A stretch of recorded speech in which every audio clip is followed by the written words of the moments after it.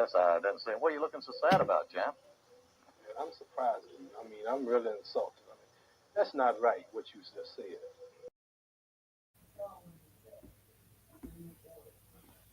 Champ now. Yes, I didn't see him. What are you looking so sad about, champ? Man, I'm surprised at you. I mean, I'm really insulted. I mean, that's not right what you just said. What do you mean, what I just said? I mean, I'm getting a drink of water. I'm late getting home, but you talk. I said something about the greatest heavyweight champ, man. I'm a hometown man, and you talk about Joe Louis, man. Joe Louis wouldn't be nothing for me. Joe, I tell you, Joe, do you think you would have stood a chance with me?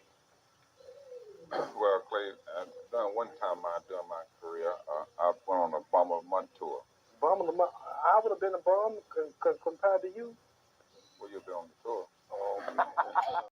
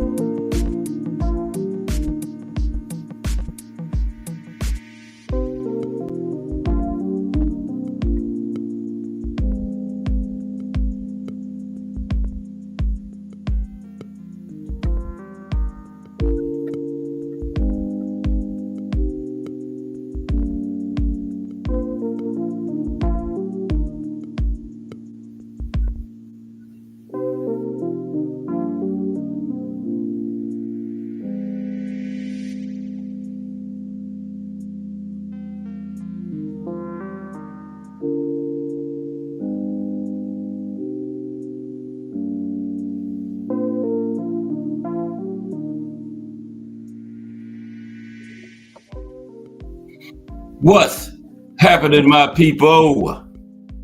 It's Cast Sports again, back for another afternoon with the family. Now, as usual, before we get started, let me give a shout out to the JBT community. It's just boxing talk. We're a group of people who just love to talk boxing. And we're always looking for others to join us. And you don't have to have a podcast. The only requirement is you just have to love to talk boxing.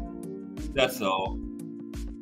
Miss Cass, Mike Mazik, Al Booger, Ken Saw Love One, Jarrell Patty. Salute to everyone, and welcome to another episode of Cast Sports, The Box Historian. Today, the stories behind some of the most iconic fights of all time. And you know what time it is. If it's Monday through Friday, 2 p.m., it's The Box Historian, bringing you all that boxing history. Boxing is the greatest sport of them all. That's why we love it.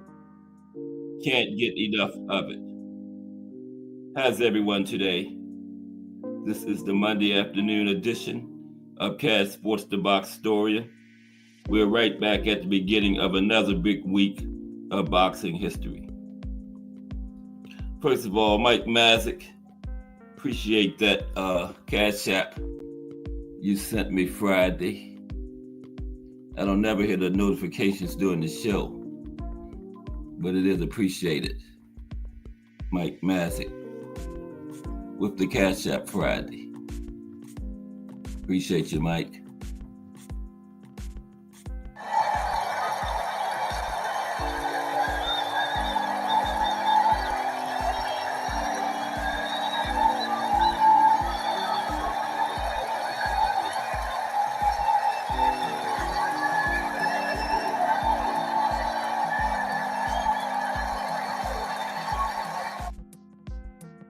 And Kensaw Love 1, came into the building bearing gifts.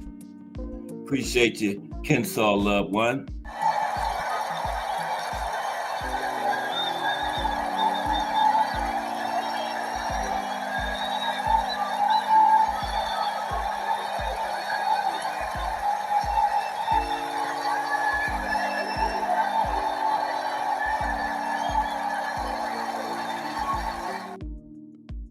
And Crush the Legend in the building.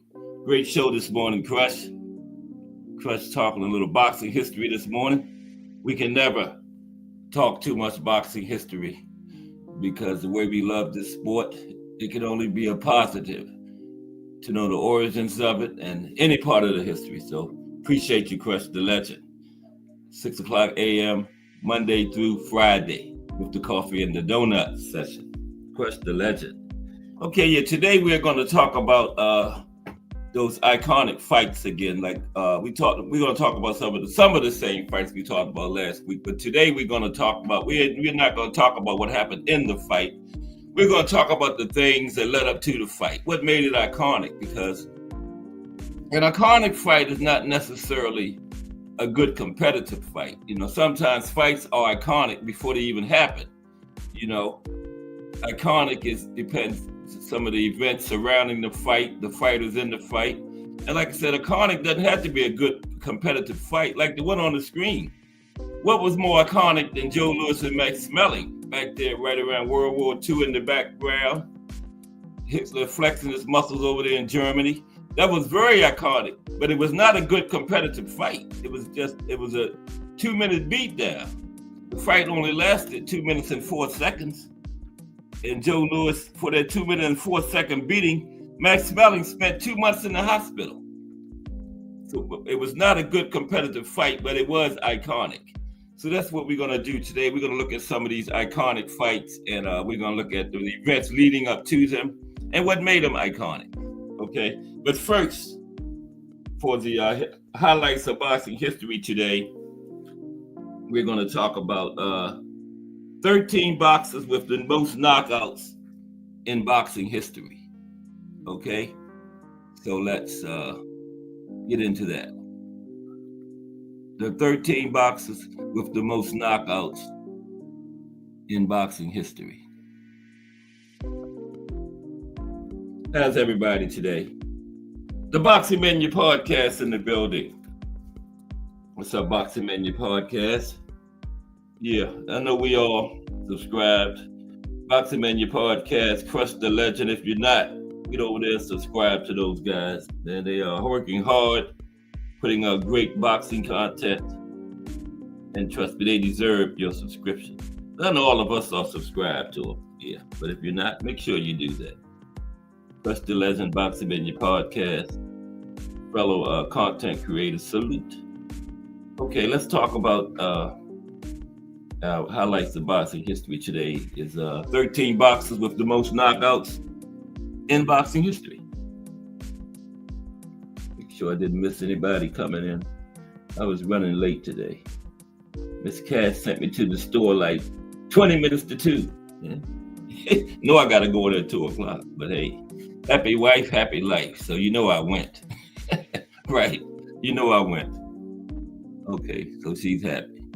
I'm happy. and the show can go on. Okay, 13 boxers with the most knockouts in boxing history. Now, knockouts are a thrilling aspect of boxing, where boxers outshine their adversary with just one blow. The sudden change in momentum, display of power and skills, an element of surprise make knockouts the most exciting in boxing. Now, memorable knockouts become highlight reels and contribute to the sport's legacy. Okay? The athlete's ability to deliver powerful and accurate punches has been a big attraction to boxing events for decades. Knockout artists capture the attention of fans and promoters, leading to increased popularity, higher paydays, and more opportunities for significant matchups in the future. Now, boxers who stand out in their knockout power leave a lasting legacy on the sport. So let's look at these 13 with the most. All of these guys, all these guys are in the 100 knockout club, okay? First is the great Joe Gans. There's Joe Gans. Okay. Just a little brief talk on him, that's all. We're going to get into these iconic fights. What made them iconic? Good show, good one for you today. Now, Joe Gans had a record of 145 wins, 10 losses, 16 draws. Now, that might not be accurate because back when he was fighting early 20th century, records weren't too accurate back then, but he had around 145 wins, 10 losses, 16 draws. Now, he was the first African American to win a world title, okay? Now, Joe Gans, known as the Old Master, held the lightweight title from 1902 to 1908.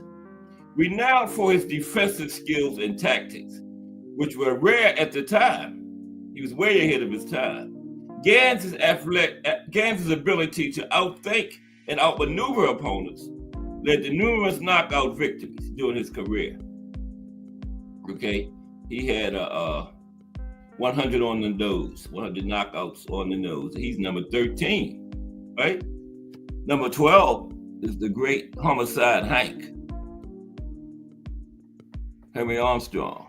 With all his other talents, he's in the 100 knockout club. 101 knockouts for Henry during his illustrious career. Okay. Armstrong had a record of 151 wins, 21 losses, 9 draws. He is still ranked among the greatest boxers of all time. Okay, almost 100 years after he performed. He competed in the 30s. Okay, almost 100 years ago. Now, Henry Armstrong, nicknamed Homicide Hank, he was an American boxer who simultaneously held world titles in 3 weight divisions: featherweight, lightweight, and welterweight. This was at a time where we only had 8 weight divisions, okay? He was champion in almost half of them. He once had a 27 knockout streak, 27 straight fights with knockouts, which is one of the longest, even by modern standards. His relentless pressure and stamina contributed to his high knockout tally, making him one of the most celebrated fighters in boxing history. Number 11, Sandy Sadler, lightweight from the 40s, 50s, around in that period.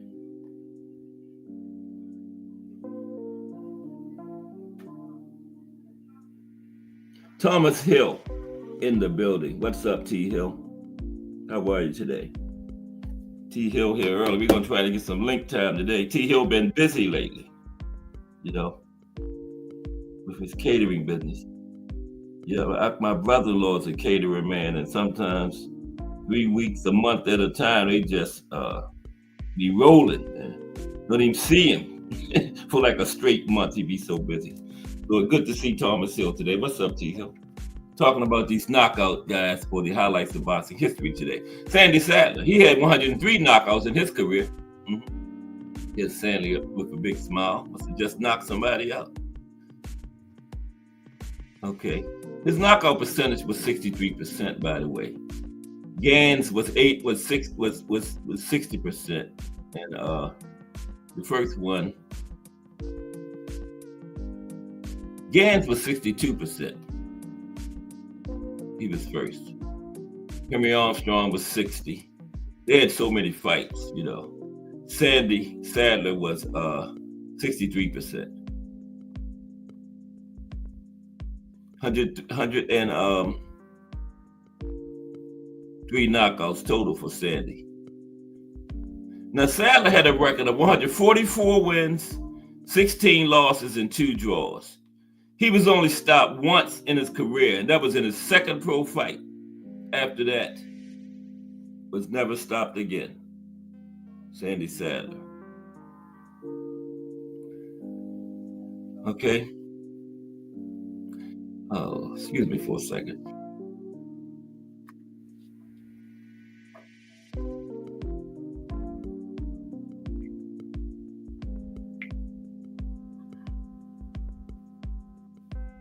Bear with me for 1 second, please. Be right back with you. I told you I gotta keep this my other hand and my right hand in my pocket. I work with my left hand, right? My right hand is out. I'm always hitting something. And it went off the display. But now I'm back on it. Sandy Sadler. Okay. Like I said, 144 wins, 16 losses, 2 draws. Only stopped once in all those fights. Sandy Sadler was an American featherweight and super featherweight boxer, known for his formidable punching power. He is best remembered for a series of fights against Willie Pep, winning 3 out of their 4 encounters. And Willie Pep, one of the greatest defensive fighters of all time, Sandy Sadler stopped him 3 times. So that's quite an accomplishment. Sadler is best remembered for a series of fights with Willie Pep. His aggressive style and knockout ability made him one of the most famous punchers in his weight class.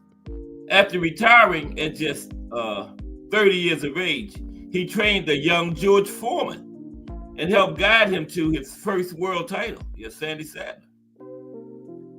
Peter Marr is next. Notice all these guys are old school because nobody nowadays will ever get anywhere near 100 knockouts. Nobody will even fight 100 times anymore, so all these records are safe. Peter Marr had 104 knockouts during his career, 80% knockout ratio. Peter Marr had a career record of 130 wins, 21 losses, and 4 draws, 104 knockouts. Peter Marr, also known as the Irish Giant, had tremendous knockout power and remained popular in the late 19th century. Marr ruled the heavyweight division in the 1890s with his incredible knockout capacity.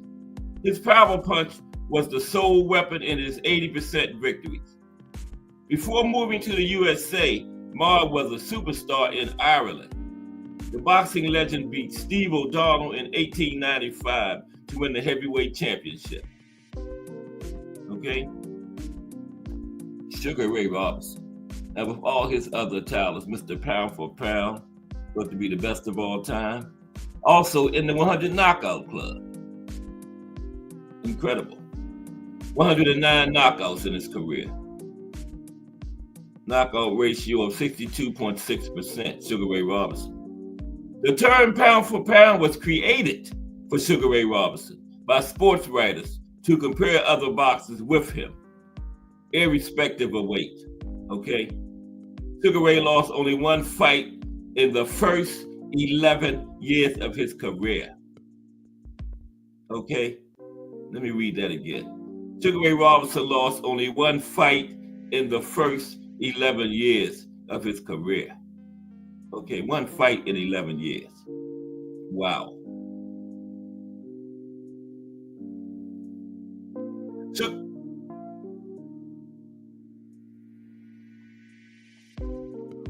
I don't know what's this equipment malfunction.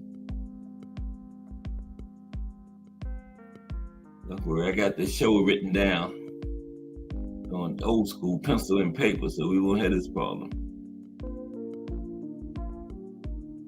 Sugar Ray Robinson. The knockouts, oh, not even where I'm at. We're going to get through it. Bear with me.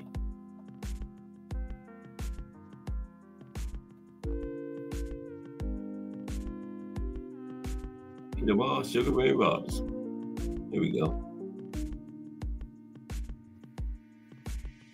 Now, Sugar Ray Robinson has always remained one of the most influential figures in the boxing world. Now, throughout his career, he displayed a combination of speed, skills, and devastating punching ability, making him a formidable force in the boxing ring. Robinson is widely regarded as the best pound-for-pound fighter in history. Okay? His career record is 174 wins, 19 losses, 6 draws, 109 knockouts. The legacy of Sugar Ray Robinson is cemented by his multiple championship victories in the welterweight and middleweight divisions. And he was on his way to winning the light heavyweight title. They were in the 13th round when heat exhaustion. He had to quit on the stool because of heat. It was so hot. They had to change referees first. Okay? Over 110 degrees in the ring that night. Or he would have been a 3-division champion.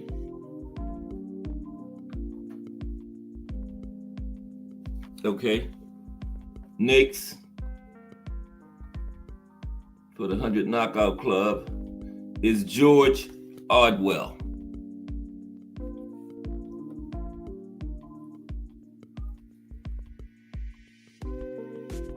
There's George in the middle there. Now, he had a career record of 162 wins, 39 losses, 12 draws, 114 knockouts. George Ordwell was known for his exceptional skills, versatility, and knockout power. Ordwell is among the most outstanding British boxers ever to enter a boxing ring. He beat top boxing veterans of his time, like Billy Bird, Jack Kidberg, Norman Snow, and Charlie Parkin. Ordwell is regarded as one of the greatest welterweight fighters in boxing history. And he beat Billy Bird, who is the #1 knockout guy in history. Kid Azteca. Kid Azteca. There he is. That's Kid in the middle. 114 knockouts in his career. 59.3 knockout percentage for Kid Azteca. I didn't give you Ordwell, but I'm not going back up. Kid Azteca won multiple Mexican welterweight championships and won USA Texas State welterweight title reign. Yeah, because back then we didn't have the big four, so different states had different titles. Back then they had the California, Mexican title, Texas. Now the Mexican legend Kid Azteca had an incredible knockout record because of his precise and powerful punches and an adaptable ability to exploit the opponent's weaknesses. Azteca is among the 5 boxers who fought for 4 decades. He had very few knockouts in his early 30 fights, but then developed skills to deliver hard punches. Azteca has a career record of 192, 47, 11, 114 knockouts. Clarence Reeves. He's the 100 Knockout Club. Clarence Reeves. Here's Clarence. 118 knockouts. Wow. Clarence Reeves. Called him the Alabama Kid. Had a record of 208 wins, 59 losses, 32 draws, 118 knockouts. Widely known as the Alabama Kid, Reeves remained popular throughout his career in the USA and Australia. Reeves used his 193-centimeter reach in his full potential and hit his opponents with solid fists to knock them out. Now, I don't know how much 193 centimeters is in inches. Anybody know? Now, he started his career as a flyweight boxer in 1928 but later moved up to the middleweight and light heavyweight divisions. From flyweight to light heavyweight. You know, flyweight is 112, all the way to light heavyweight, right? Reeves faced top boxers like Ron Richards, Jimmy Brown, and Gorilla Jones. He faced old Gorilla. Didn't say whether he beat him or not. Buck Smith is next. 100 knockout club. There's Buck. 120 fights in 3 years. That's crazy, man. And you fight 120 times in 3 years. Come on, man. That's 40 fights a year. 100. That's what I said. 120 fights in 3 years. Damn. He wasn't had time to do nothing else but fight. But he had 121 knockouts. Buck Smith. Okay. Yeah, that's Buck up there. Buck Smith has a career record of 183 wins, 20 losses, 2 draws. Okay. And 121 knockouts. Right? But could not win any championships, never had a title. Buck Smith was speedy with his punches and maintained a good knockout ratio, even fighting with everyone in random fights. Also known as Tombstone Smith, he remained on the road for more than 2 decades because he never rejected any fight in his career. Wanted all the smoke. Got one of them Oscar-type resumes. Smith achieved an incredible feat by winning 2 fights in 2 states on the same day. Okay? This man won 2 fights in 2 different states on the same day. Although he faced many lesser-known opponents, he still won fights against Kirkland Lang, Tim Bennett, Brad Billings, and Robert Mongilla. That's incredible. No wonder he fought 40 times a year. He won 2 fights in 1 day. Damn, in different states. That's crazy. The great Sam Langford. The greatest fighter to never win a championship, Sam Langford. I can't get over that, man. 2 fights in the same day in 2 different states. Who does that?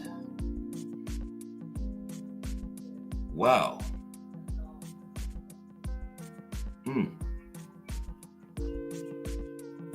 Let's make sure that wasn't a misprint.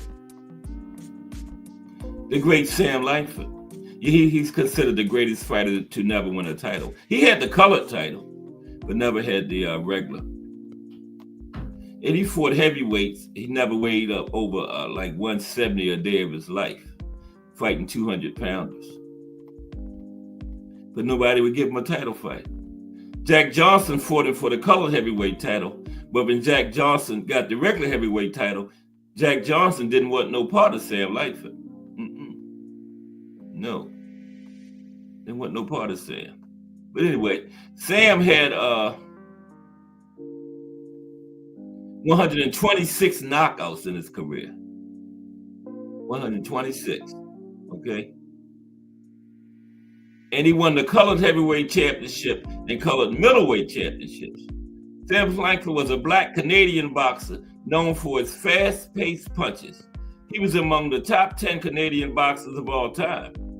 The Ring magazine ranked him number 2 in the 100 greatest punchers of boxing history. He remained one of the boxers who faced racism during his career and was denied many championship opportunities. His overall career record is 178 wins, 30 losses, 38 draws, 126 knockouts. Langford was called the greatest boxer nobody knows by ESPN. Langford had an unfortunate end to his boxing career when he lost his eyesight completely in his last fight.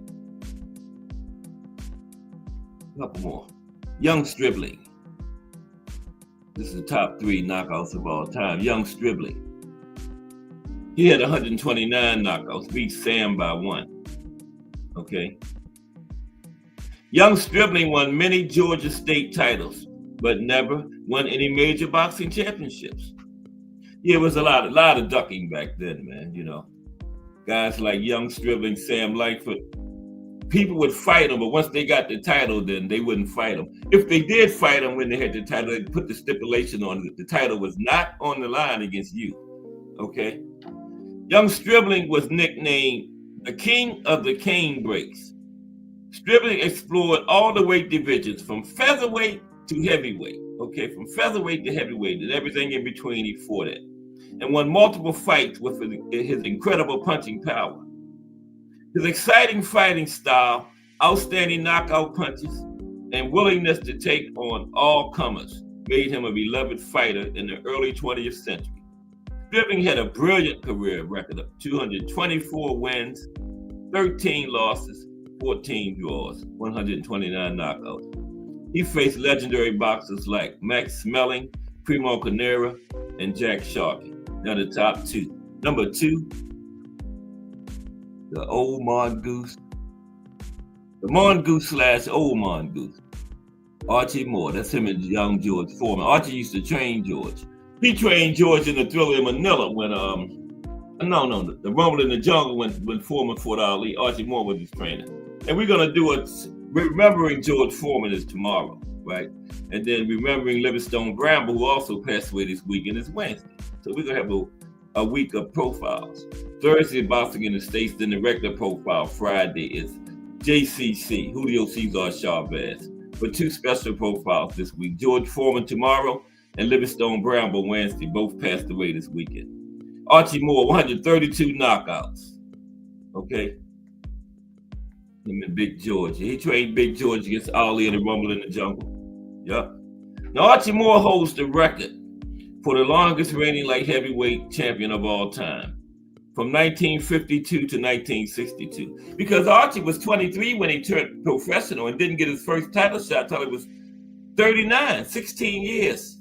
So when Archie got it, Archie said, I'm holding on to this thing, and he held it for 10 years because he felt if he lost it, he would never get another shot. And Moore was inducted into the International Boxing Hall of Fame in the Old Timers category in 1990. Okay? Archie Moore was one of the world's complete boxers with versatility. He had great defense, a strategic mind, and an extraordinary punching speed to stun his opponents. His career record of 186 wins, 23 losses, 10 draws, 132 knockouts spoke volumes about his skills in the ring. He remained a top attraction in his career, spanning 3 decades, where he also held the light heavyweight championship. Moore remained a successful trainer for famous boxers like Muhammad Ali, Big George Foreman, and Bob Foster. The old mongoose was ranked number 21 in the top 30 greatest boxers. Okay? And finally, number 1 is Billy Bird. 139 knockouts. Almost had 140. 139 knockouts in his career.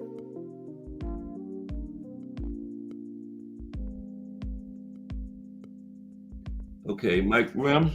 Yeah, I got Mike. No, I didn't. Mike Rim in the building. What's up, Mike Rim? Sorry about that. I was concentrating on this thing. But Mike Rim is in the building. Well, I knew Mike Rim was coming. Anyway, one of the names I write down when I start. I know he'll be here eventually. Salute, Mike Rim. We were just talking, the highlights of boxing history today was the guys with the most knockouts. Here's number 1, Billy Bird, 139. 139 knockouts in his career. Billy Bird's career record was 260 wins, 73 losses, 20 draws, 139 knockouts. Wow, how many fights is that? 260 plus 73 plus 20 draws. 353 total fights in his career. Wow. Wonder how long his career lasted. And Billy Bird has been the greatest knockout artist ever since his retirement in 1948. No one has broken this record in the last 75 years, and no one ever will. Almost all boxing experts believe that his record would never be broken because today's fighters do not fight as often as the boxers of Bird's era. Billy Bird was one of the most active boxers in the world, and he fought in 356 fights during his career. All they do is wait a couple of sentences. There you have it. The top 13 knockout artists of all time. Okay, now let's get into the show. The stories behind some of the most iconic fights of all time. And, you know, like I was saying, some fights are iconic before they even happen. So an iconic fight is not the same as a great competitive fight, right? Iconic is just who was in it, you know, the situation surrounding the fight, all of that. Let's talk about it. Let's get into it. Okay.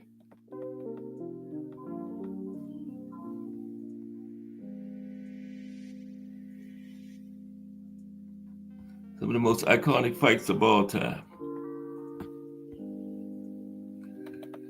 Okay, now, what is iconic, right? What exactly is iconic? Glad you asked. Now, to be iconic means to be widely recognized and admired, often seen as a symbol or representation of a particular idea, era, or style, and to have a significant cultural impact. Now, the term iconic suggests that something or someone is influential and memorable. Let's look at some examples of iconic, like some examples of iconic people, okay? Think of figures like John F. Kennedy or Martin Luther King Jr. Their influence and image have become synonymous with certain eras or ideas. Now, some iconic things, objects like the Statue of Liberty or the Eiffel Tower are iconic because they are instantly recognizable and represent something larger than themselves. Then we have iconic events, okay? Certain historical moments like Jackie Robinson breaking the color barrier in professional baseball or the fall of the Berlin Wall have become iconic events that represent significant turning points in world history. Now, some synonyms, other words that can describe something as iconic other than iconic include symbolic, well-known, renowned, classic, legendary, and illustrious. Okay? Now let's turn it to boxing. Let's break that down to boxing. First, cultural impact. Iconic status often implies a significant cultural impact, meaning that the person, thing, or event has left a lasting mark on society and continues to be remembered and admired. Now, an iconic boxing match is not the same as a great boxing match. Some iconic fights are not only not great fights, but were not often even good or competitive fights, but iconic fights are emblematic of the sport during their era and often symbolic of the era during which they occurred in beyond boxing. Now, many times, iconic fights are great, competitive, and controversial. For example, decades later, fans who were not even born at the time debate Muhammad Ali's Phantom Punch against Sonny Liston or the Jack Dempsey-Gene Tunney long count fight. Now, after arguably the greatest fight in boxing history, the Thriller in Manila, Ali and Frazier became two of the most well-respected fighters in boxing history. Now, that's an iconic fight that was also a great fight, right? Now, Joe Louis' dramatic round one knockout of German Max Schmeling on the eve of World War II made the Brown Bomber an instant folk hero, right? Now, when we discuss today's iconic fights, we will include Muhammad Ali numerous times. Now, as the biggest championship in professional sports, the heavyweight belt has traditionally had an iconic resonance beyond that of any other sports title. And no heavyweight champion had as many epic clashes as Muhammad Ali. None. Okay, so let's get into this. These iconic fights. We're going to talk about some iconic fights and the events leading up to them. Of course, the first one is Muhammad Ali versus Joe Frazier 1, was the fight of the century. This was the second fight of the century. Okay, this was the second. The first one was Jack Johnson and James Jeffries. We're going to talk about that one too. Okay, but this is the first one. Frazier Ali won. Okay, now this wasn't the best of the three fights, but this was the most iconic, right?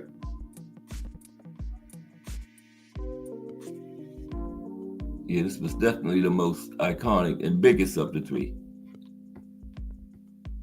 Let's get into it. Come on, get up there. Wow, I didn't know I had that many pictures. Okay. Now the fight of the century. Muhammad Ali versus Joe Frazier 1. No sporting event in history has had the kind of anticipatory build-up, popular cultural significance, and lasting resonance that the first fight between Joe Frazier and Muhammad Ali generated. Okay?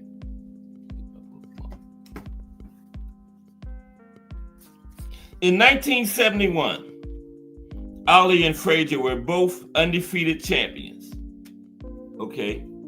Now, Ali had been suspended and stripped of his belt, but he was still the lineal champion, okay, because he had beat a champion that had beat another champion, and nobody could become lineal champion. They had to beat Ali, and Ali was suspended. So when he fought Joe Frazier, he was still a lineal champion, okay? But both men held legitimate claims to the title of world heavyweight champion, because Ali had won the title from Sonny Liston in Miami Beach in 1964, right? And he had successfully defended his belt up until he had been stripped by boxing authorities for refusing induction into the armed forces in 1967, right? He never lost his title in the ring, okay? He was still lineal heavyweight champion.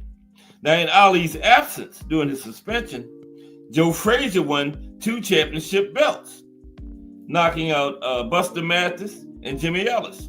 Now, Jimmy Ellis had won the WBA title in an elimination tournament to replace Ali as world champion. Joe Frazier, in support of Ali, had boycotted the tournament and didn't participate in it, okay? But after Jimmy Ellis won the tournament, then Joe Frazier took the titles from him, right? Now, Joe Frazier was thought to be Ali's equal in the ring, which created a tremendous amount of hype and anticipation for a fight between the two undefeated fighters to determine who the true heavyweight champion really was, right?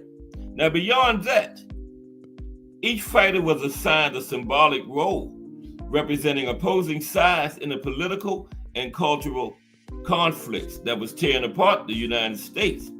Ali was the anti-war hero, and Joe Frazier, although he didn't want to be, was the war people that supported the war. He was their hero, right?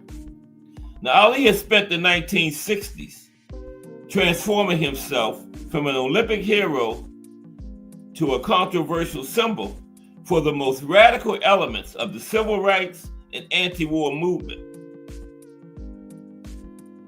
Now, for 3 years, he was exiled from the sport of boxing while awaiting his fate in the legal system, for refusing induction into the armed forces. Now, by the time Ali returned in 1970, Frazier was a new force in the heavyweight division, right?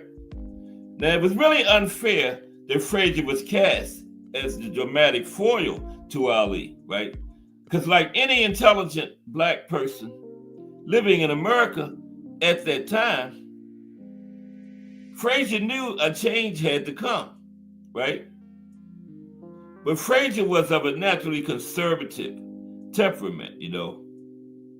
In his public behavior, he was a throwback to the generation of Joe Louis and Jackie Robinson. Yeah, Frazier wasn't talkative, and he didn't, like Ali was talkative and let you know his beliefs and everything. Frazier, you know, he was laid back and he didn't want to talk about, you know, the civil rights and the political stuff that was going on then. So, you know, he was unfairly thrust into that role that he took, you know, as the opposite of Ali at that time. He didn't want that at all, right? Now, the fight itself surpassed the hype and provided Frazier's finest moment as a boxer, right? Ringside seats for this fight were $150, which is equivalent today to $1,165 in 2025. Now, on the night of the fight, March 8th, 1971 at Madison Square Garden, the Garden was packed with a sellout crowd of 20,455 people, in addition to the millions who watched on closed-circuit broadcast screens around the world. Now, Frazier won in 15 rounds by unanimous decision. Now, Ali dealt with his first professional loss. It became the first of a trio of fights between the two, followed by the rematch in 1974 and the Thriller in Manila in 1975. Both of those fights were won by Ali. We're going to talk about the Thriller in Manila a little bit later, okay? There's Ali and Frazier again. Now, the next iconic fight is Joe Louis versus Max Schmeling. Okay, Joe Louis versus Max Schmeling. Donnie Williams in the building. What's up, Donnie Williams? How are you today? Talking about some iconic fights and then the lead up to them. You know, the events. You know, we're not talking about what happened in the fights. Not really. We're just talking about the lead up. What really made them iconic fights. This one, Joe Louis versus Max Schmeling. 2. It's the second fight between the two. But salute, Donnie.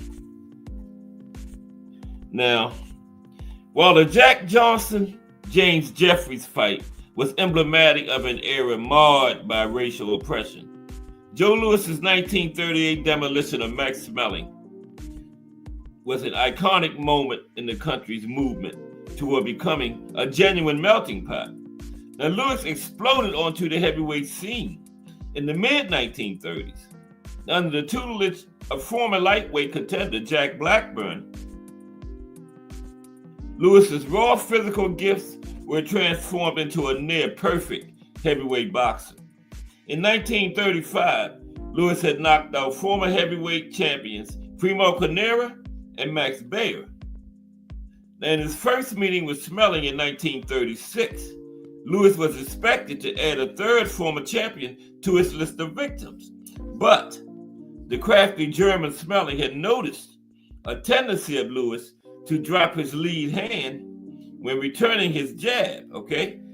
Your Schmeling noticed when Louis threw his jab, when he was bringing his hand back, he dropped it kind of low, right? So Schmeling exploited that hole to connect with and staggered. He connected with a right hand early in the fight and staggered Louis, right? And he had him in trouble the rest of the fight before finally knocking Louis out in round 12. And the win made Schmeling the instant darling of Hitler's Third Reich. Now, by the time the two rematched in 1938, Louis had captured the world title from Jim Braddock, right? And World War II was approaching rapidly. Now, for the first time in history, an African American was cast in the role of national hero in the United States. Now, when Louis visited the White House, President Franklin Delano Roosevelt told him, "Joe, I'm not trying to put any undue pressure on you, but we need muscles like yours to beat Germany." Told him the entire Western world is riding on him winning that fight. And the United States was engaged in a heated political conflict with Nazi Germany. And by the time of the Louis Schmeling rematch in 1938, the Nazis had taken over Austria, and heightened tensions between Germany and the Western world generated much anti-German propaganda in the American media. Now, Smelling did not relish the focus of a lot of this propaganda because Smelling wasn't a member of the Nazi Party, right? But Hitler and them took him as their hero because he had beat Joe Louis, okay? But Smelling didn't relish that role because he was not a member of the Nazi Party, and he denied the Nazi claims of racial superiority while still being proud of his German heritage, right? And Smelling was forced to include a Nazi Party publicist in his entourage. And the publicist issued a statement that no Negro would defeat a German, okay? That's what the Nazi Party publicist that Smelling was forced to include in his entourage, right, by the Nazis. Now, the fight took place on June 22nd, 1938, at Yankee Stadium in the Bronx, New York. Hitler lifted the national 3 a.m. curfew in Germany so that cafes and bars could carry the broadcast for their patrons because they thought Smelling was going to get another win, and they wanted all the people in Germany to see it because they thought it was going to be a sign of German superiority, right? But wow, were they fooled. The actual fight was over almost as soon as it began, as Louis jumped all over Smelling from the opening bell, landing 31 of 41 punches and knocking the German down 3 times before the fight was stopped at 2 minutes and 4 seconds of round 1. And guess what? The fight lasts 2 minutes and 4 seconds total. Smelling, the beating was so bad, Smelling spent 2 months in the hospital, a month per minute. It was a serious beating. And when he got back to Germany, Hitler then punished him by making him join the Nazi army. Yeah. He lucky he didn't lose his life. Mm-hmm. Yeah. That's how they carried it over there. Yep.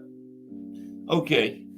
Next is Jack Johnson and James J. Jeffries. There was a lot of racism and stuff involved in this one. I keep forgetting to show my other plays. There's Jack Johnson and James J. Jeffries right there. Okay. This was the first fight of the century, the original fight of the century.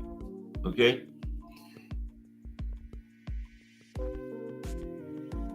Okay.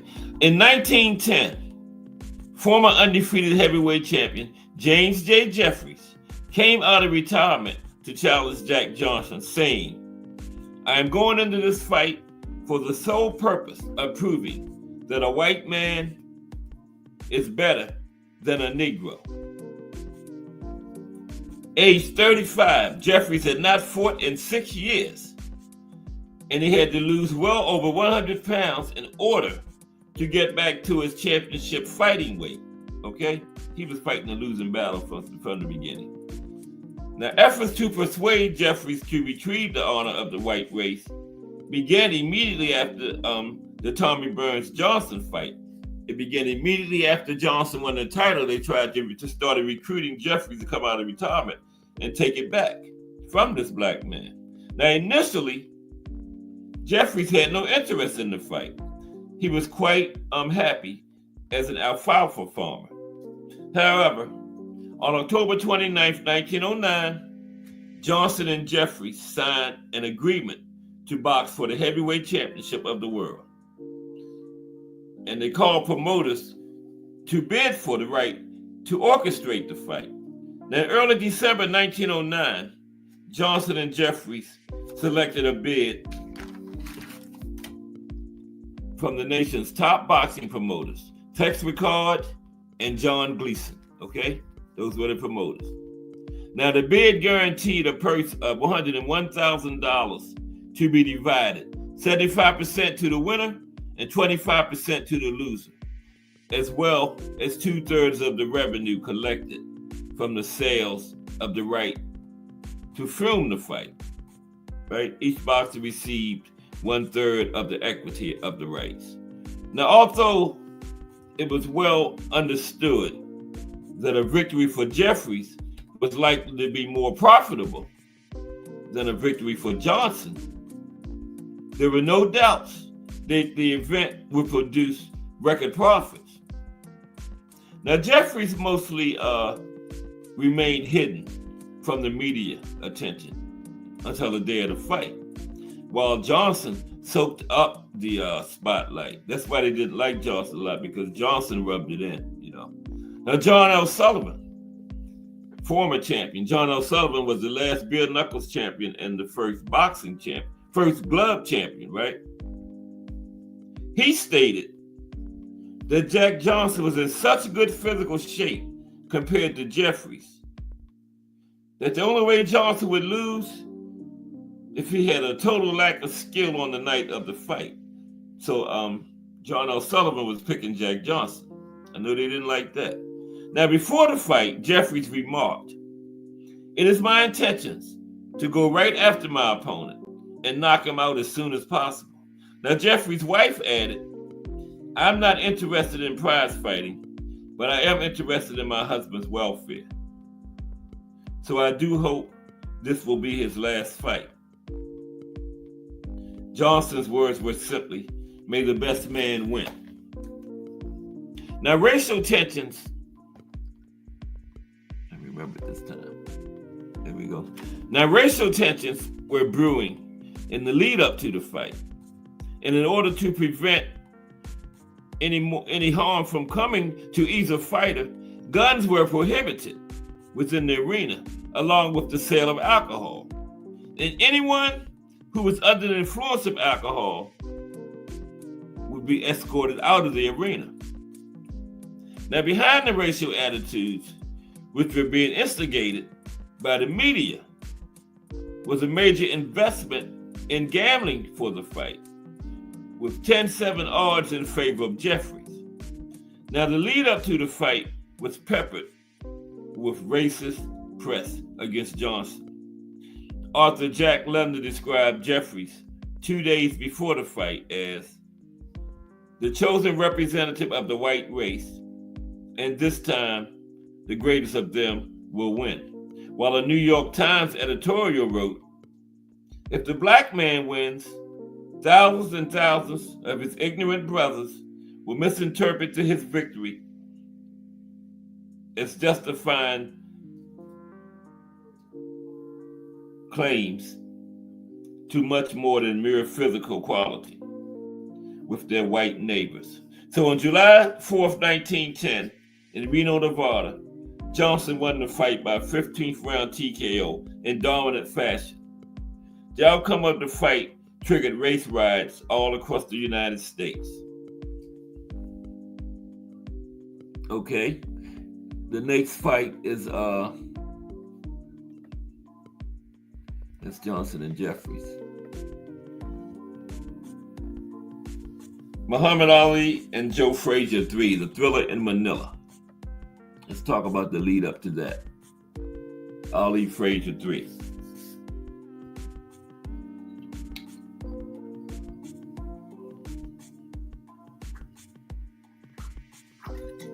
We're going to have a show on George Foreman tomorrow and Livingstone Bramble Wednesday. 2 former boxers who passed away this weekend.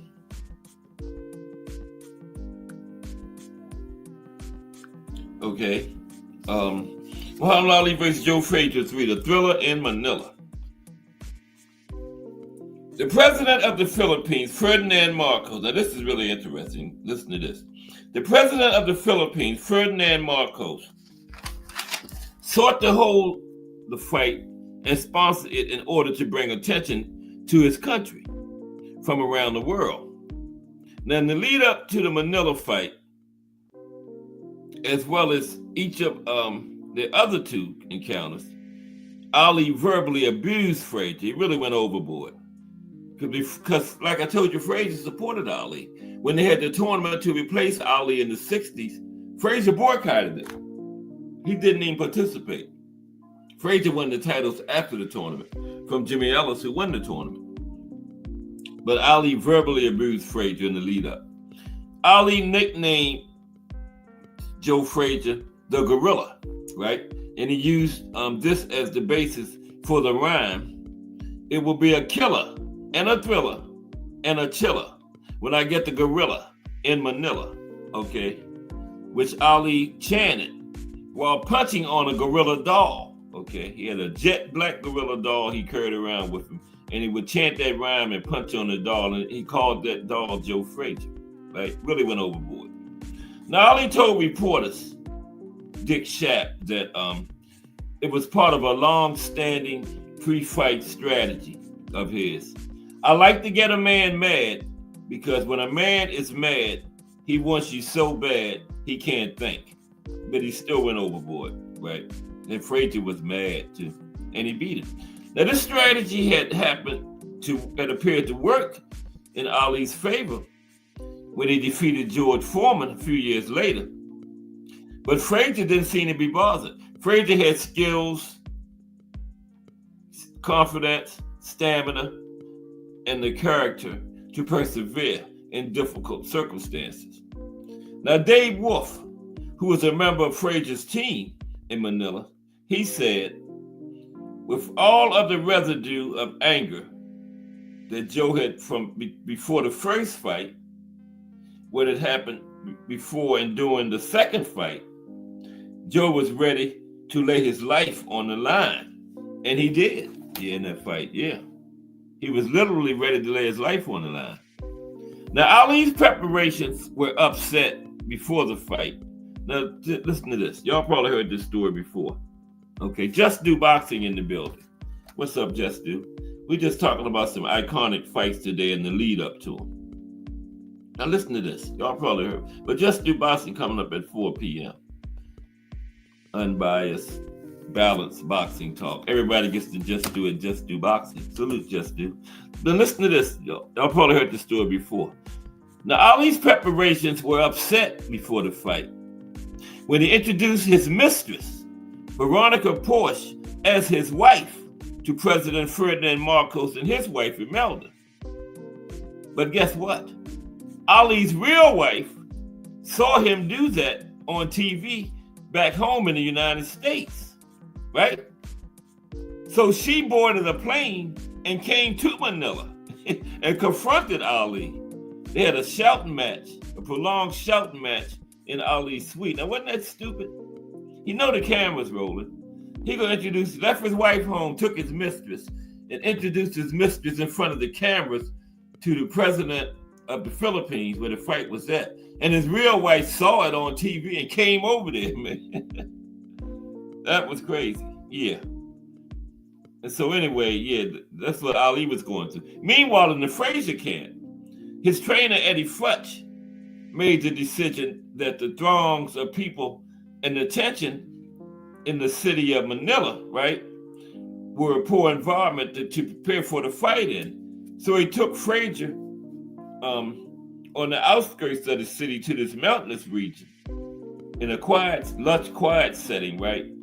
That's where Frazier trained at, okay? And there Frazier led a Spartan existence, often sitting for hours in a contemplative state in preparation for the fight, right? Now, Frazier's training, Eddie Futch, was also concerned about preventing Ali from repeating the illegal tactics of holding Frazier behind the neck, like he had done in both of the first two fights, to create extended clinches. Ali used this tactic to keep Frazier from getting inside and enabling himself to get needed rest during his win in the second fight, right? So Futch claimed Ali had used this illegal tactic 132 times in the second fight, 133 times in the second fight. Eddie Futch, Frazier's trainer, said Ali used this tactic. And Eddie Futch knew Ali because Ali had 5 losses in his career. And 4 of those losses, Eddie Futch was the trainer of the opposing fighter. So if anybody knew Ali, Eddie Futch did. And he said Ali used this illegal tactic 133 times. So they felt that Frazier's team felt the selection of the referee for this fight was going to be very important. And they selected Philippine native Carlos Padilla to officiate the fight. Is that the one that admitted he cheated and stuff? No, that ain't him. I don't think. Just Dude did a show on that. The referee was talking about how he cheated and all that for Pacquiao, I believe. I don't think it was Carlos Padilla. But yeah, Carlos Padilla ended up refereeing the fight. And these are just a few of the events that occurred in the lead up to arguably the greatest and most competitive fight in boxing history. On October 1st, 1975, Ali and Frazier went to battle in the rubber match of their trilogy. Ali won in a grueling war of attrition when Frazier's corner threw in the towel after the 14th round. Yep, Ali won that one. Okay.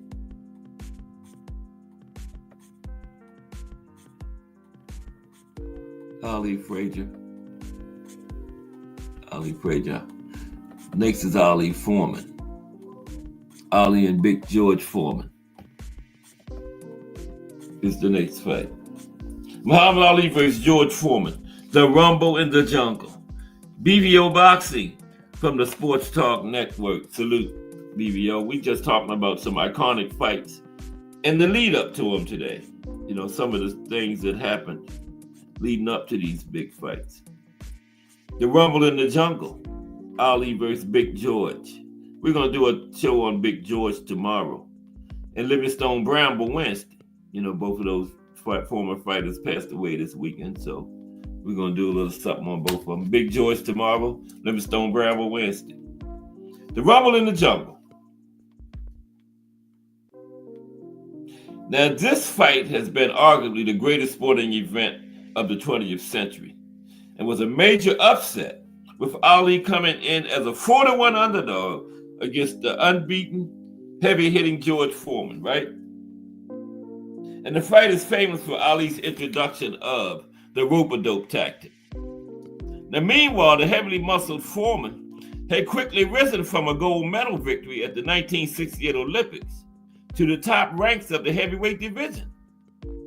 Foreman was greatly feared for his punching power, size, and sheer physical dominance.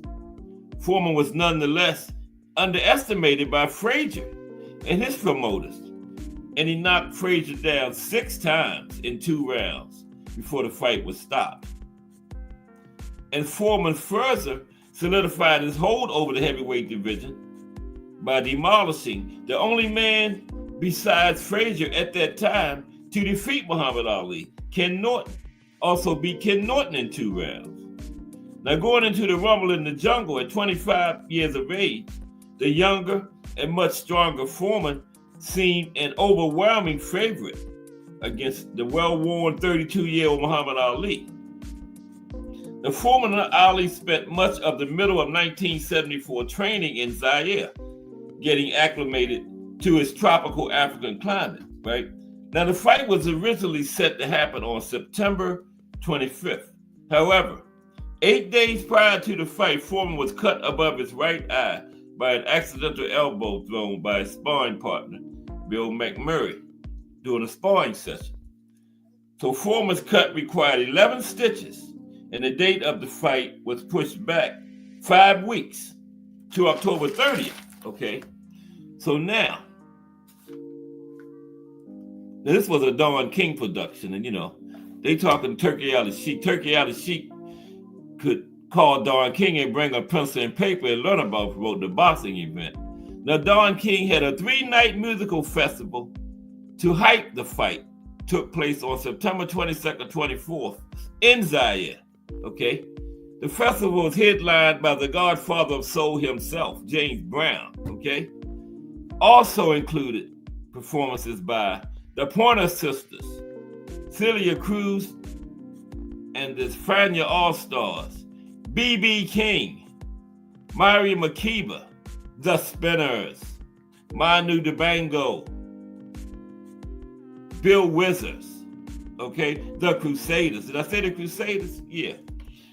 And this festival was made into an award-winning documentary in 2008 called Soul Power. Yeah, that was a Don King joint, right? Turkey Ali Sheik. Don King and the Godfather know more about promoting boxing events they'd have forgot more about promoting boxing events than Turkey Ali Sheik will ever know. Okay? Yeah. This was in 1974 when this happened. Okay? So the championship fight was rescheduled for 4 a.m. in the morning local time to appear on live closed circuit television in the eastern part of the United States at 10 p.m. Now, Zach Clayton was selected as referee for the fight. Zach Clayton was a former Harlem Globetrotter, by the way. Okay. Now, Zach Clayton was a referee. Now, during the fight, Ali's rope-a-dope strategy proved to be very effective. Simply leaning back on the ropes, covering up, and letting Foreman punch him on the arms and body. Also, Ali's jab was effective throughout the fight, and he unleashed some timely right-hand leads. Yeah, it wasn't just the rope-a-dope. I watched this last night. Ali was putting them right-hand leads on Foreman early in the fight, man. Yes, he was. He came out with the right-hand leads from the beginning. They were effective, too. After the fight, Foreman said, "I thought he would be just one more knockout victim until about the 7th round." Foreman said, "I hit Ali with a hard right to the jaw, and he just whispered, 'Is that all you got, George?' George said, 'That was when I realized that this is not what I thought it was.'" Okay, in the 8th round, when Foreman's punches and defense became ineffective, Ali pounced, landing several right hooks over Foreman's jab, followed by a 5-punch combination, ending with a left hook that brought Foreman's guard down, right? And head up into position. Then Ali threw a hard straight right to the face that ended the night. Yep. Yeah, Foreman said round 7, he realized this ain't what I thought it was. Yeah. Them right-hand leads was awesome when that fight started, man. Anybody haven't seen it, watch it. It wasn't just the rope-a-dope. He was tagging Foreman early in that fight, standing right there with him, man. Ali had a beautiful right-hand lead, man. The right-hand lead is just leading with that right hand without setting up the left, the right-hand lead, yeah. Okay, Roberto Duran versus Sugar Ray Leonard. He's talking about some iconic fights, the lead up to him, that's all. Yeah, Norton did, BVO, I agree with that. Norton beat him all 3 times. Ali got a lot of gifts. So did Sugar Ray Leonard. Yeah, Ali got a lot of gifts. He never beat Norton. Never, ever. Roberto Duran versus Sugar Ray Leonard won. This is the one Duran won. The brawl in Montreal. Let's talk about the lead up to that one. Now, on May 9th, 1980, the highly anticipated fight between the undefeated reigning WBC champion Sugar Ray Leonard and former undisputed lightweight champion and the then number 1 contender for the welterweight title, Roberto Duran, was announced.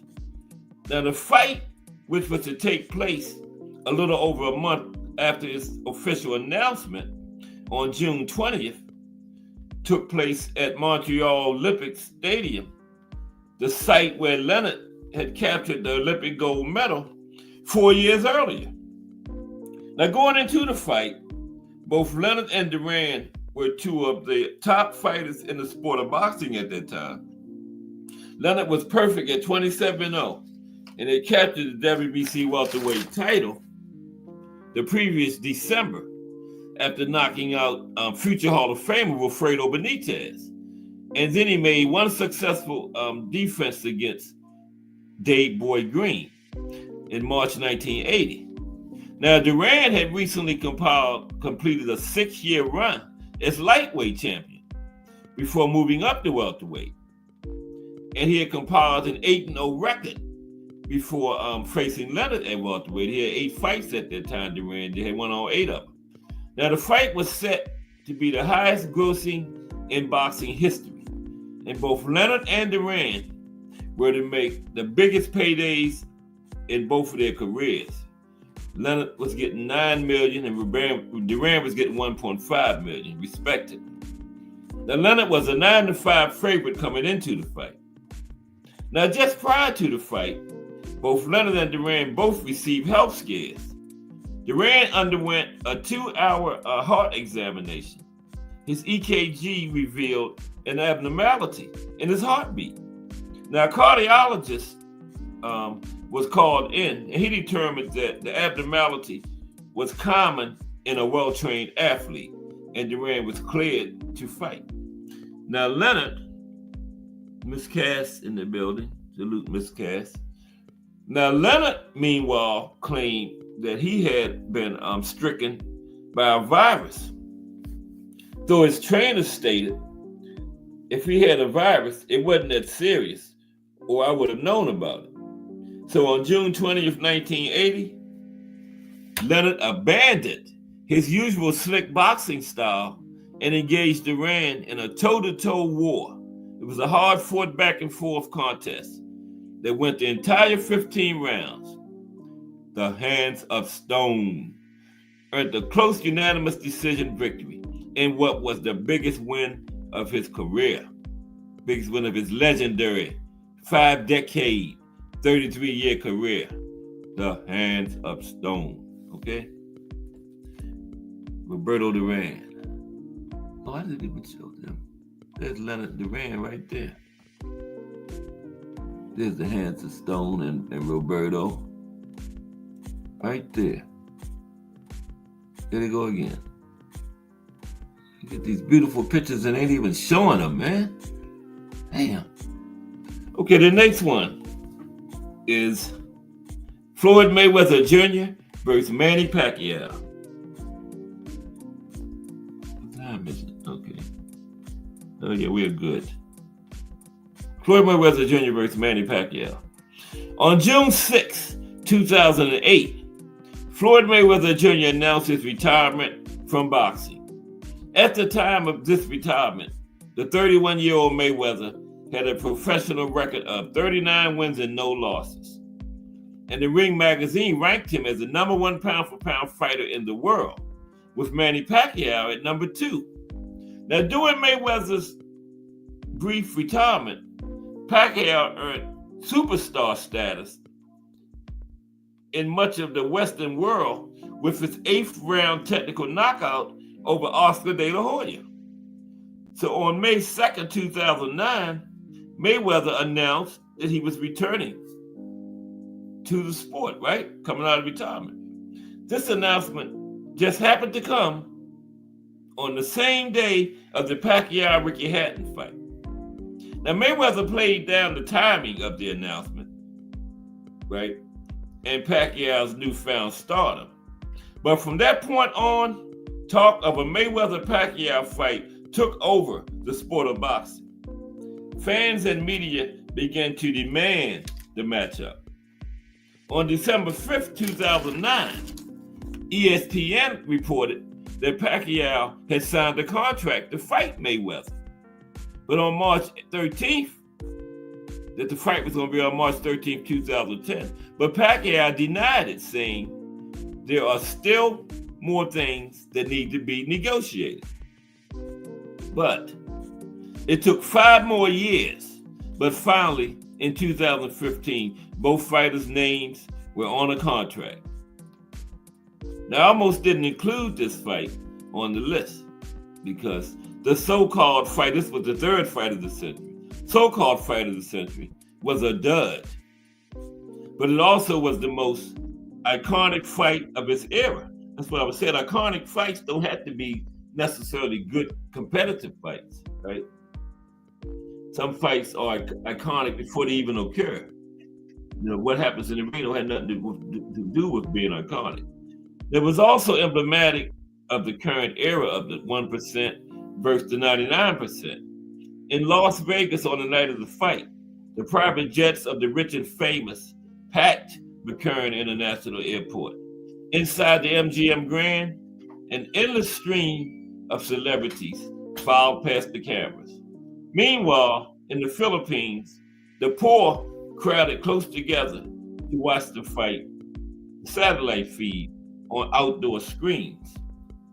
And even if the fight itself lacked drama, the pageantry surrounding it was clearly iconic. Now, for younger fans, it was a moment of edification. And for older fans, it was a welcome reminder that no other cultural event can rival a big-time prize fight when it comes to making the entire world stop and pay attention. No other event. Now, as far as the actual action in the ring, the fight took place on May 2nd, 2015 at the MGM Grand Garden Arena in Paradise, Nevada. Mayweather controlled the fight from beginning to end. He won by unanimous decision, with two judges scoring it 116-112 and the other had it 118-110. Now, although the fight was considered to be one of the most anticipated sporting events in history, the fight was widely considered a letdown by fans and media alike. Okay, yeah, it wasn't all that. Manny said he had a sore shoulder or something. Well, you shouldn't have took it. You shouldn't have signed the medical form then, if you had a sore shoulder. Once you sign the medical form and get in that ring, we don't want no excuses. You just got beat. Rocky Marciano versus Jersey Joe Walcott won. Rusty Cage, what's up, Rusty Cage? How are you? Good to see you. Rusty says Mayweather ducked the Oscar rematch. Yeah, we never did get it. Yeah, I've got it. Salute, Rusty Cage. How are you today? Okay, Rocky Marciano versus Jersey Joe Walcott.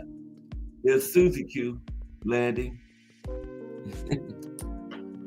Okay, now during Jersey Joe Walcott's over 2-decade-long boxing career, he would fight for the heavyweight championship several times. Now in 4 close fights, he lost title shots to Joe Louis and Ezra Charles, 2 to each, before finally winning the undisputed heavyweight title in 1951 after scoring a knockout victory over Charles in a 3rd fight. Now, at the age of 37, Walcott was the oldest man to win the heavyweight championship, a record he held for over 30 years until he was surpassed by George Foreman in 1994. Now, Walcott defended his title with a 15-round unanimous decision in a 4th fight with Charles before facing Marciano. Rocky Marciano had built up an impressive record of 42 straight victories, right? Winning all but 5 by knockout or stoppage. Now, Rocky rose into prominence in the early 1950s, scoring notable wins over several top contenders, including Joe Louis, before facing off with Walcott. Now, you know, everybody always talking about Rocky overrated. He faced old fighters. But Jersey Joe Walcott was the champion. What was Rocky supposed to do? Oh, I'm not going to fight for the title till a younger man get it. Jersey Joe was 37 and old, but he was the champion. So nobody else was beaten. So what was Rocky supposed to do? You know? The champion just happened to be 37 years old, but he's not overrated, you know? Before he beat the champion. Like I said, we're supposed to wait for a younger man to get it or something. Is that what people wanted him to do? No, that's not how it works. Now, Rocky was a slight favorite, beating older. He was a slight favorite coming into the fight, right? And he was a favorite to beat the older guy. Though Walcott was the more experienced guy coming into the fight. He was confident he was going to beat Rocky. Now, Marciano and Walcott squared off on September 23rd, 1952. It was Walcott's 2nd defense of his title. Remember, the first one was against Charles. Now, Marciano was a brawling, awkward fighter, right? And for 12 rounds, Walcott made Marciano look like an amateur. But in round 13, Walcott, while attempting to keep the pressure on Marciano, walked right into Susie Q.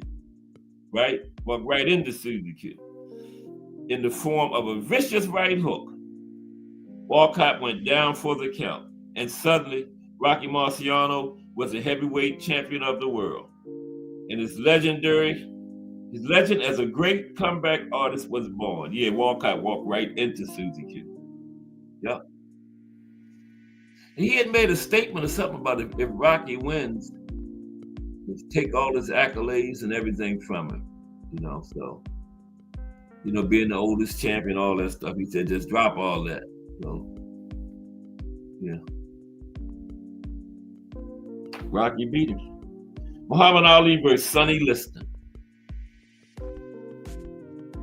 That's one of the most famous pictures of all time right there. Standing over Sonny Liston telling him to get up. Nobody gonna believe this. Bruce Gass, from Bruce Gass Boxing, Jazz and More, his father was at the fight. Yep. His father was there in the house. Now, this was called the Phantom Punch fight. Now, the two fights between Muhammad Ali and Sonny Liston for boxing's World Heavyweight Championship were among the most controversial fights in the sport's history. More than half a century after their rematch in 1965, that fight still remains one of the most talked about fights ever. Now, following then known as Cassius Clay's upset victory over Liston in the first fight, both fighters were almost immediately embroiled in controversy that was considered detrimental to the sport of boxing. Now, a couple of days after the first fight, Clay publicly announced that he had joined the Nation of Islam, which at the time was widely viewed as a hate group against white people. And Clay started going by the name of Cassius X. Now, the following month, he was renamed Muhammad Ali. Now, his actions evoked widespread public condemnation. As for Liston, he was arrested on March 12, 1964, and charged with speeding, careless and reckless driving, driving without an operator's license, and carrying a concealed weapon. He was reportedly driving between 76 and 80 miles per hour in a residential zone. He had a loaded .22 caliber revolver in his coat pocket, and there were empty bottles of vodka in the vehicle. In short, at a time when Congress was investigating corruption and organized crime influence in boxing, neither fighter was seen as a poster child for the sport of boxing. Now, in the view of some, the unexpected ending of their first meeting took on suspicious overtures when it was discovered that the two fighters had a contract which contained a rematch clause. Now, many argued that Liston had more to gain financially from losing and fighting a rematch. Now, listen to this. The contract gave Intercontinental Promotions, who promoted Liston's, right? Now, they had in the contract, if Ali won the fight, this promotional company would get to promote Ali's first fight as champion, and the promotional company would also pick his opponent, which of course would be Liston, right? So yeah, that was a crazy contract there. So yeah, they did gain more money, but more by Ali winning and having the rematch, more money financially, yeah. Right? So the promotional company had in the contract, if Ali wins, they get that. Also, they weren't main bout was Ali's promoters, but this promotional company had in the contract that they get to promote his first defense and get to pick his opponent, which of course, like I said, would be Liston, right? So the rematch was signed. Now, 3 days before the scheduled rematch, Ali needed emergency surgery for a strangulated hernia. So the fight would have to be delayed by 6 months. Now, the new date was set for May 25th, 1965. But as it approached, Liston was arrested again. And there were fears that the fight's promoters, that Intercontinental Company, had ties to organized crime. And the fight was supposed to be in Boston, Massachusetts, right? So Massachusetts officials then decided to seek an injunction to block the fight from happening in Boston. On May 7th, 2 weeks before the fight was scheduled to take place, backers of the rematch ended the court battle by pulling the fight out of Boston. So they needed to find a new location, and they needed to find it quickly, whatever the size. So they settled on nearby Lewiston, Maine, right? And the fight was held in a junior hockey rink at the Central Maine Youth Center. It was the smallest venue to host a heavyweight title fight in over 40 years since the 1920s, right? And with fight, they had smaller crowds and stuff, usually. Now, the fight was tense and sometimes ugly. I mean, the atmosphere surrounding the fight was tense and sometimes ugly, largely due to the repercussions of Ali's public embrace of Elijah Muhammad and the Nation of Islam. Meanwhile, Liston's camp claimed he had received a death threat from the Nation of Islam. And security for the fight was massive and unprecedented. And all of these events leading up to the fight, and it lasted all of 1 minute and 12 seconds. That's when the Phantom Punch came and the fight went. Yeah, that was a Phantom Punch fight. Lasted all that went on. The fight lasted 2 minutes and 12 seconds. Wow. That was crazy. 335. My goodness. Okay, Mike Tyson versus Michael Spinks. Okay, let's do this one and then I'm going to cut it off right there. Mike Tyson versus Michael Spinks.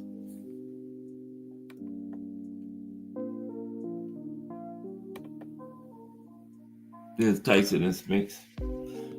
This was called Once and For All. Now, Tyson had won HBO's Heavyweight World Series, which saw all three major sanctioning bodies cooperate with HBO and Don King Productions to stage a tournament that will produce an undisputed world heavyweight champion. Now, over the course of 18 months, Tyson took the WBC title from Trevor Berbick. He took the WBA title from James Bone Crusher Smith and the IBF title from Tony Tucker. And he became the first fighter to be three-belt undisputed champion, right? And the first to be undisputed at heavyweight since Leon Spinks in 1978. Now, however, while Tyson was the sanctioning body's champion, he had not garnered universal recognition as champion. Michael Spinks had entered the tournament as the IBF champion, a title he had held since defeating Larry Holmes in 1985. Now Spinks competed in 2 fights in the tournament, and he won them both. A disputed 15-round decision, a rematch with Holmes, and a knockout over Stephan Langstead. Now this has set up a match between Spinks and Tony Tucker, the IBF top contender. But Spinks began negotiating to fight Jerry Cooney instead of Tucker, and the IBF responded by stripping Spinks, taking him out of the tournament. So despite this, Spinks was still recognized by the Ring magazine as its world champion, and was also still considered to be the lineal champion, right? Because nobody beat him. You got to beat the man to beat the man, so he was still a lineal champion. He didn't lose his belt in the ring, right? So he ended up fighting Tyson. And this fight took place on June 27th, 1988. Both fighters were undefeated coming into the fight. Now at the time, this fight was the richest in history. grossing $70 million, of which Tyson earned a record purse at the time of around $22 million, and Spinks got $13.5 million. Tyson won the fight, knocking Spinks out in 91 seconds. Okay, 91-second knockout. That's what Tyson got him out of there in. 91 seconds. Incredible. Okay, we got like 20 minutes. Okay. We had George Foreman and Michael Moorer. Let's had a couple more. That was a long one there. Wow. We had Thomas Hearns and Roberto Duran. That was a good one. Ooh, let me do that one. That was a good one. Thomas Hearns and Roberto Duran. Yeah. That was just like a terrible style matchup for Duran because, you know, Hearns is like 6'2", like an 80-something inch reach at 147. That's almost unfair to be that kind of size, reach and stuff at 147. And Duran just couldn't get in because, you know, Spinks kept that. I mean, Hearns kept that jab in his face. And then if Duran did get past that jab, you know what was waiting for him? That right hand. So it was just terrible, man. It was just terrible. And I think Hearns knocked him down twice in the first round. The bell saved Duran the second knockdown because he made it up and then the bell rang. But he was dazed. His trainer had to come out there and get him and guide him to the corner. And he didn't recover in between rounds. And then Hearns jumped on him with some combinations to start the second round. And then he dropped him again. And the referee stopped it. Yeah, that was terrible. I can't even say my hand was still had to whisper it on that one. Yeah, that was bad. Yeah. Sometimes, you know, you just had those matchups, man. And I watched that last night too. I couldn't really see what Duran could do, you know, because that was just too much size. And somebody with that much reach and know how to use that jab, like that's almost impossible to beat that person. And then a right hand like Hearns had, you know, Hearns had a way of setting traps. Lure a person past that jab, and then all of a sudden, wham! I come that right hand. Got Duran a couple times like that. Yeah, it was not good. Let's put the link in today. We haven't had that in a good while. Yeah, that was the first time Duran had ever been knocked out because the Leonard fight was a TKO, right? Because he finished it on his feet. He just quit. It wasn't a knockout. It was a TKO. Duran just said no mas. The Hearns fight was the first time he ever got knocked out.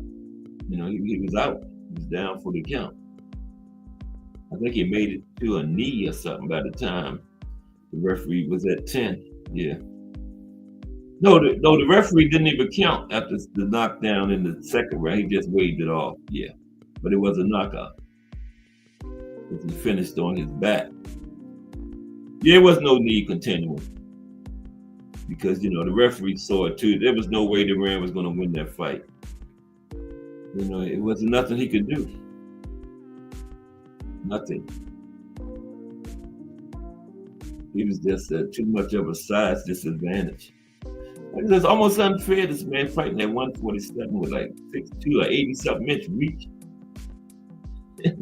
Yeah, but hey, the only requirement is to make 147. There's no limit on the reach and height and stuff in a weight class, just the weight. So he was making 147, so he was following the rules. Yeah, but the referee saw it after that third knockdown. He just waved it off. He didn't even count. He's like hands of stone. I don't think those hands of stone is going to be a factor in this one. He couldn't get close. He couldn't beat Hearns from the outside because Hearns could touch him and Duran was nowhere near touching Hearns. You know, so he had to get in and he just couldn't do it. Just could not do it. But it was another one of those great Four Kings matchups that we had. Now Hagler, Hagler just made Hearns brawl with him. Hearns never got a chance to find his range, get Hagler's timing down, or nothing. Hagler didn't give him a chance to do nothing. Hagler said, "You're going to brawl." And plus, Hearns broke his hand in the first round, remember? So that right hand was gone. So, yeah, that was a total different story with Hagler. And then when Hagler suffered that cut, he really felt a sense of urgency. But that was a great fight, 3-round fight of the year. That was the same year we had one of the Larry Holmes, Michael Spinks fights. And they went, I think they went 12, 15, I think it was 12. That one was 12. But that 3-round fight beat that for fight of the year. Yep. So, it had to be a good fight. Hearns and Hagler.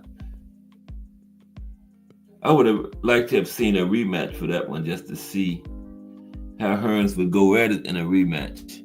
With his right hand healed and everything, because that was a big factor. Hearns had to fight without that big right hand. It was broken, So, yeah. There it is. You talking about Duran T. Hill? Yeah.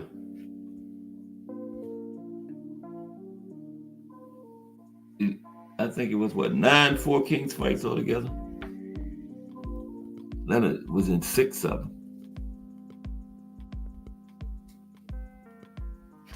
But yeah, tomorrow we're going to talk about Big George Foreman. Passed away at 76. Right. I didn't ever know he was sick or anything. And then Livingstone Bramble passed away Saturday. We was in the meeting and Jay was talking about another boxer passed away. I thought he was still talking about Big George. I didn't even know about Livingstone. Did he say Livingstone Bramble? I was like, what? I think he was 64. Born in 1960. Well, he'd be 65 depending on if his birthday came yet this year. But yeah. Livingstone was a good fighter. You had to bring your lunch pail when you fought Livingstone, because he was going to be in a battle. Fought late 70s up into like the middle 80s, around in that range. Livingstone did, yeah. Bramble. I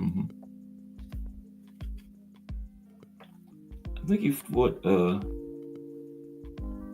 don't know if he fought Boom Boom. I think he fought Boom Boom.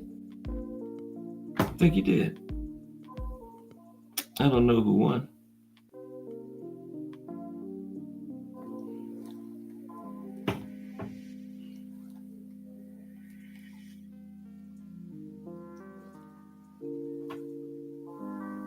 And George Foreman and Michael Moorer. Yeah, Big George had Angelo in his corner for that fight. Oh, Lord, what did I do? Angelo was in the opposing corner when he lost his championship 20 years earlier. And when he won his championship 20 years later, Angelo was his trainer. And he had the same red trunks on that he wore in the fight when he lost to Ali 20 years earlier. He wore them in that fight when he won the title back. Big George did. Isn't that something? Same trunks. Beat Michael Moorer. And he was the only heavyweight champion to win a title 20 years after losing it, and also the only heavyweight champion to win a title over a man 19 years his junior. And he is still the oldest heavyweight champion ever. He used to be the oldest champion in boxing until B-Hop passed it. But he's still the oldest heavyweight. Big George. Yeah, that's part of his legacy. And he was losing on all 3 cards, needed a knockout. Angelo told him in the corner before he came out for round 10, he said, you need a knockout and now is the time to do it. And Teddy Atlas was training Michael Moorer, and he had told Michael Moorer to stand back and let Big George come to you. But Michael Moore went out there and kept pressing Big George and got caught. He didn't follow Teddy Atlas's advice.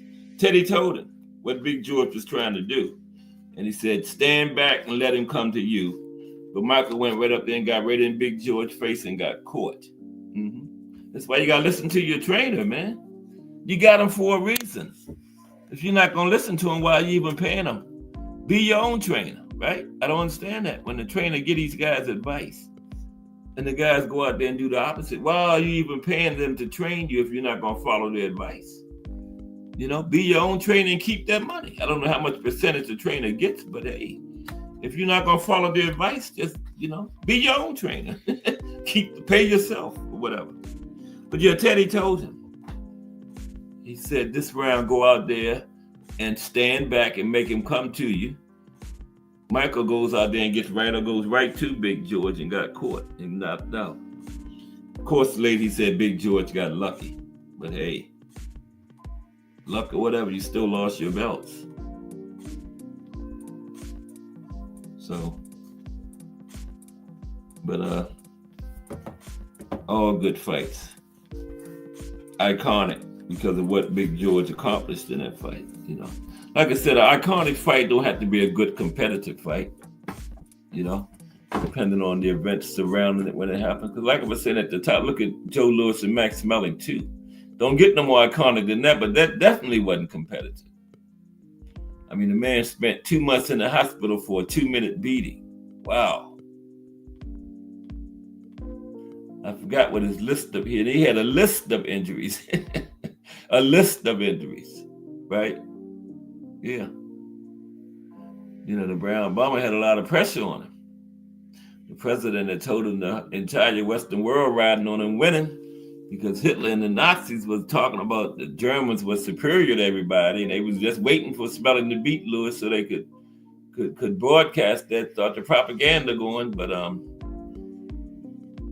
Louis beat him down.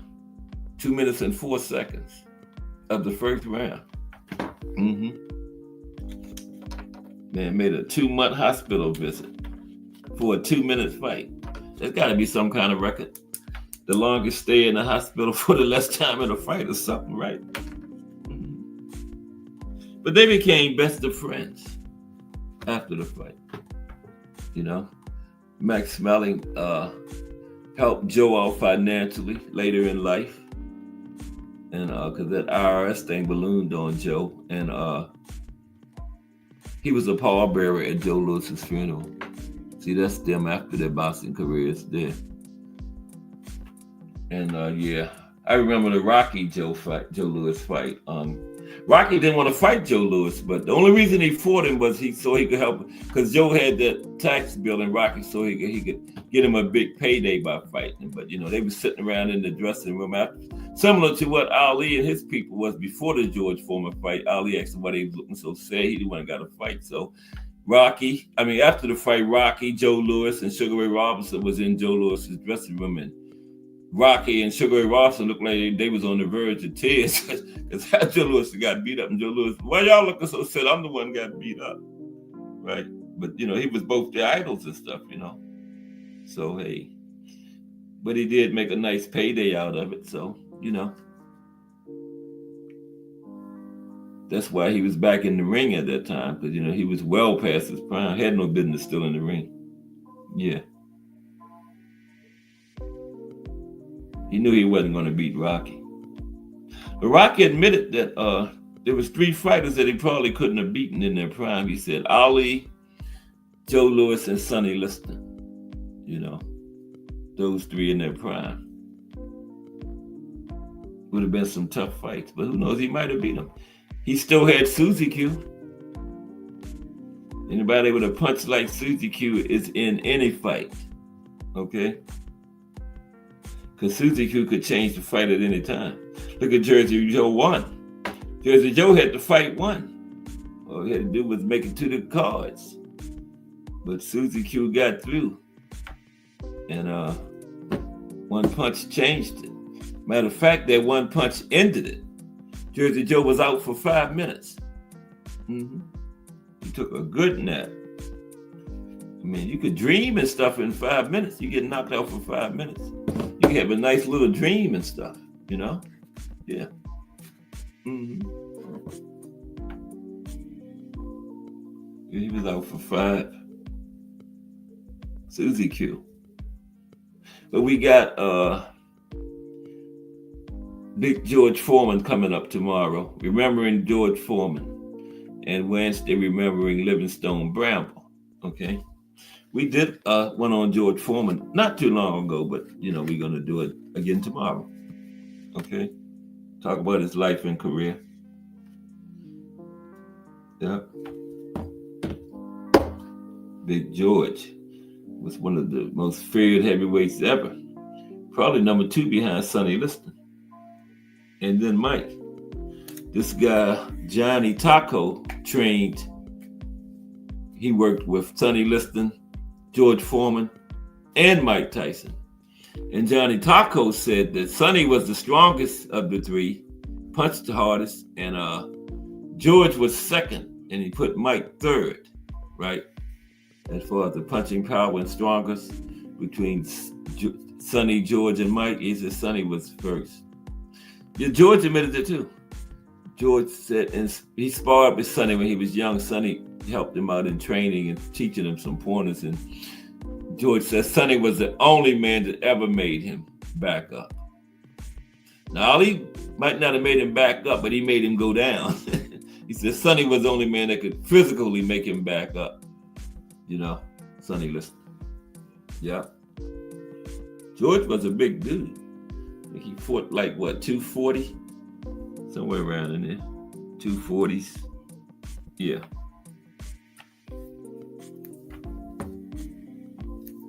But you don't miss tomorrow. We're going to talk about Big George Foreman's life and career. We're going to pay a little respect to Big George. And then Wednesday, Livingstone Bramble.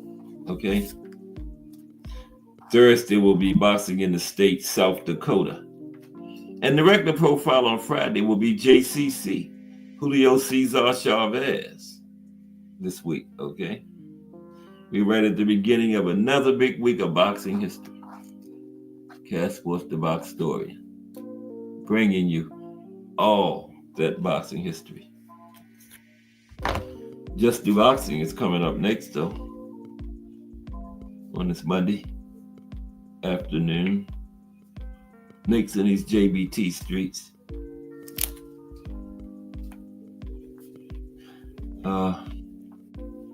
We got BVO Boxing TV coming up from the Sports Talk Network at 8 p.m. And then back to the JBT at 9 with the Mighty Rise podcast to close the day out. Yeah. But you want to watch some good shows. You start out 6 a.m. in the morning with Crush the Legend, with the coffee and the donuts, and then J Hardcore. Crush the Legend from the Sports Talk Network at 6 a.m.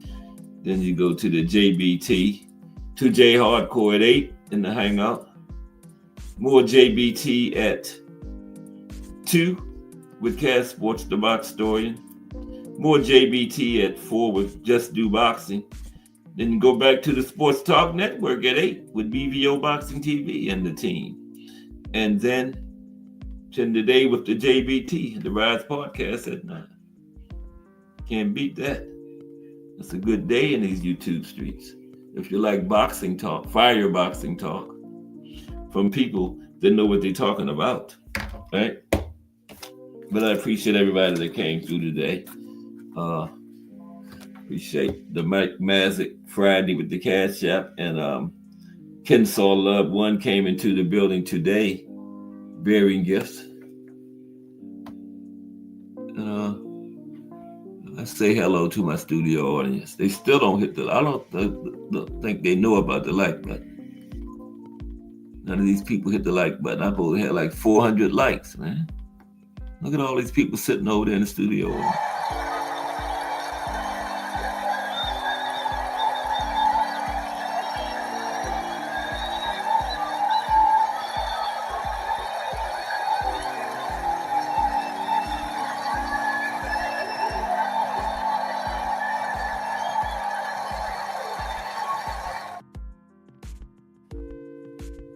Rusty Cage, BBO Boxing TV, Just Do Boxing, Donnie Williams, Mike Rim, Thomas Hill, the Boxing Menu Podcast Plus, Crush the Legend, Jeril Hattie, Kensaw Love One, Al Booger, Mike Mazik, and Miss Cass.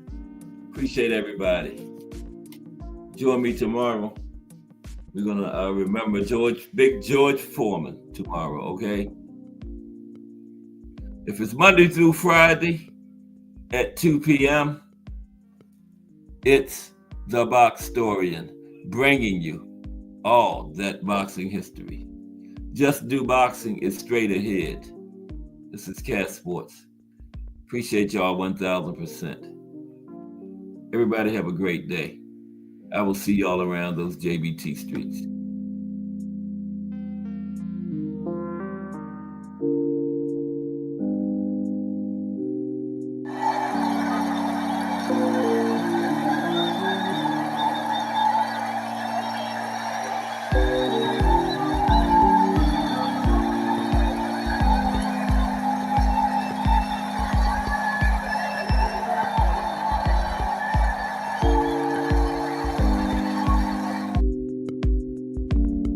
Theo, you there? My bad, bro. I didn't even see the link until right now. Okay. What's happening? Hey, I was just gonna say, great show. Great show. Yeah, appreciate it. You got anything before we go out? Man, you said everything that needed to be said. You said we got to go on and get ourselves accustomed for that man Just Do Boxing, so we can give Jackson his Just Do. Just rest in peace, George Foreman. That was a shock. I didn't even know he wasn't in very good health, bro. Me neither. They kept that under wraps like a champ, man. I think honestly, it should be that way. I mean, they're entitled to their own life. That's true. And their own privacy. So it's not like we should have exclusivity to their goings on. So I appreciate that, man. I appreciate what he did for boxing. Mm-hmm. And, you know, how he was an ambassador to the sport after, you know, he had such a bad rap because of the fight going against Muhammad Ali. But a true great and true giant. Longevity too, you know. Facts. So excellent topic. Can't wait for tomorrow. See what you got cooking on us. Yeah, I thought you had left out. I had dropped this like about 20 I said T.O. must have left out. Nah, I didn't leave out, man. I was out. I just wasn't paying attention to the damn chat, bro. I was around listening. It's all good though. Yeah, man. You know, I will say that I feel bad for Terrell Boucher. I thought he wanted to fight. Yeah. It's oftentimes that things like that happen in boxing, and I know. It's a crazy game, man. All right then, man. Have a good one. It's a crazy game. How they do people, man. You know. What happened? Oh, T. Hill blinked. Okay. Thomas Hill blinked out. So Just Do Boxing, isn't it? Everybody have a good day.